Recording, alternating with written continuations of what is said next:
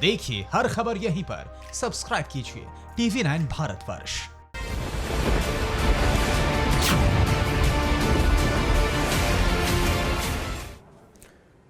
कहा जाता है कि युद्ध का सबसे पहला शिकार सच होता है, लेकिन चीन में तो सच का वजूद कब का खत्म हो चुका है।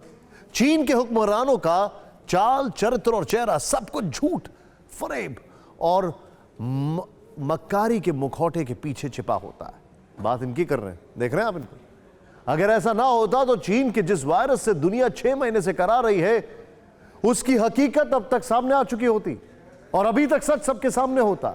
लेकिन ये इसलिए सामने नहीं आया क्योंकि चीन अपना पाप छिपाने के लिए हर हद पार करता जा रहा है।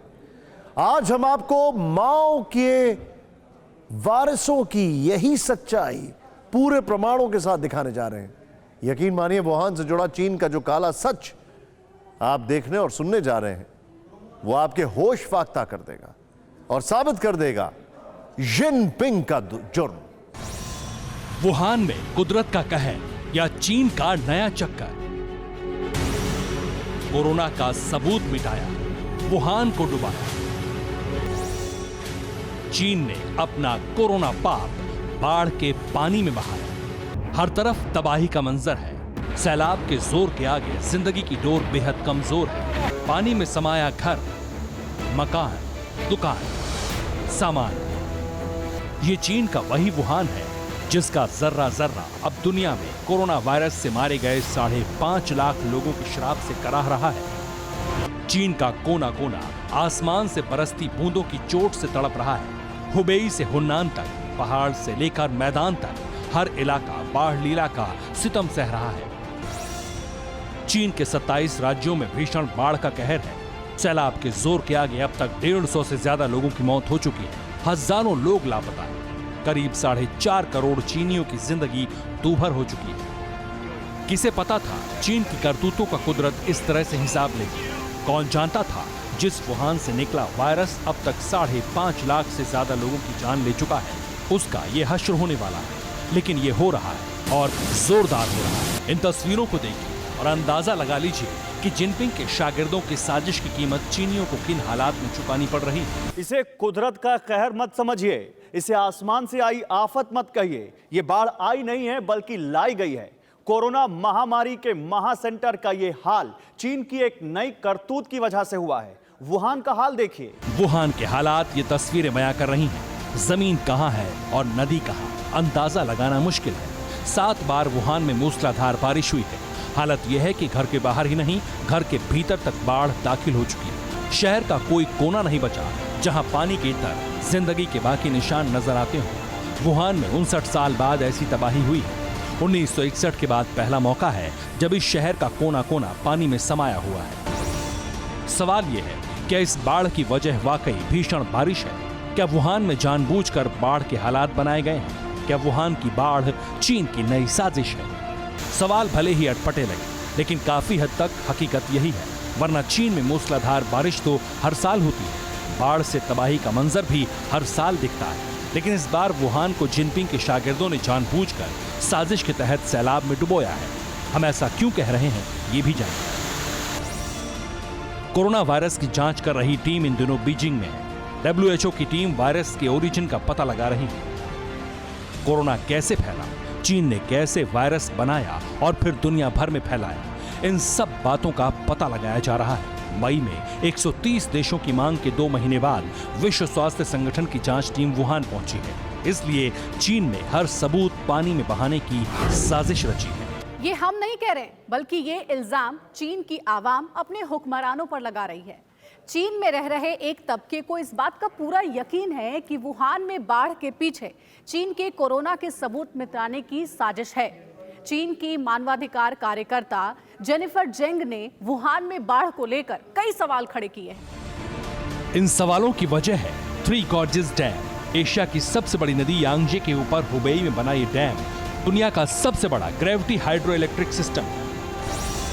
चीन का ये डैम 2309 मीटर लंबा है, जबकि इसकी ऊंचाई 185 मीटर है। चीन का ये डैम कितना बड़ा है, इसका अंदाजा इसी से लगाया जा सकता है कि इसके बनने के बाद पृथ्वी के घूमने की गति धीमी हो गई, जिसकी वजह से एक दिन का वक्त 0.06 माइक्रोसेकंड्स बढ़ गया। मतलब दिन थोड़ा लंबा हो गया है। लेकिन यही डैम अब चीन का सबसे बुरा वक्त लाने वाला है।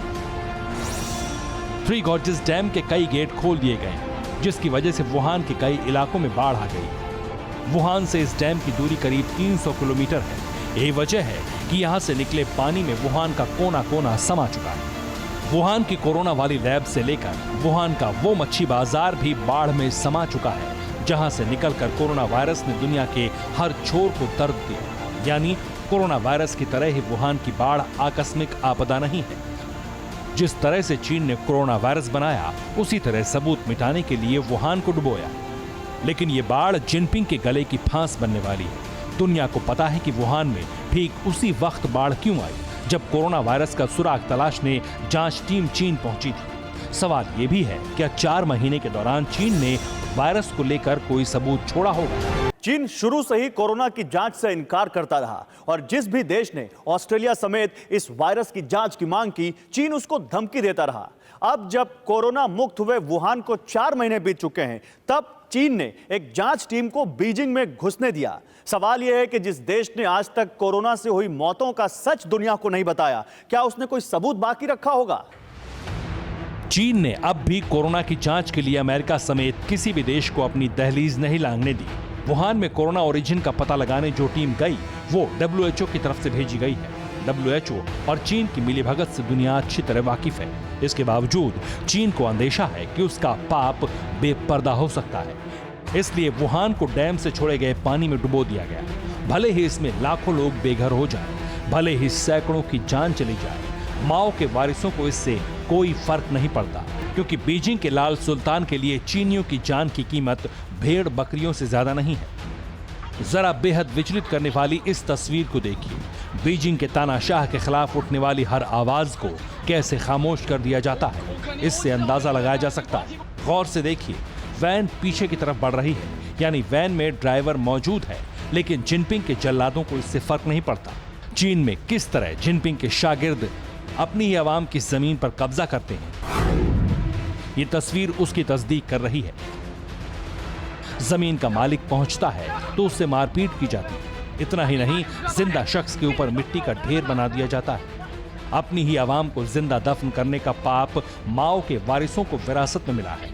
जरा सोचिए, जिस मुल्क के लिए अपने ही लोगों की जान की कीमत रत्ती भर भी ना हो, वो दुनिया का कितना एहतराम करता हो, लेकिन ड्रैगन की नस्लों के पाप का घड़ा भर चुका है। वुहान में सैलाब लाकर भले ही चीन अपनी चतुराई समझ रहा हो, भले ही जांच टीम के हाथ कोई सबूत ना लगे, लेकिन दुनिया अब चीन को बख्शने वाली नहीं है। वायरस फैलाकर 5.5 लाख से ज्यादा लोगों की जान लेने वाले माओ के संतानों का संकट काल शुरू हो चुका है। Bureau report, TV9 Bharatvarsh. फिक्र आपकी, सोमवार से शुक्रवार रात 9 बजे सिर्फ TV9 भारतवर्ष पर।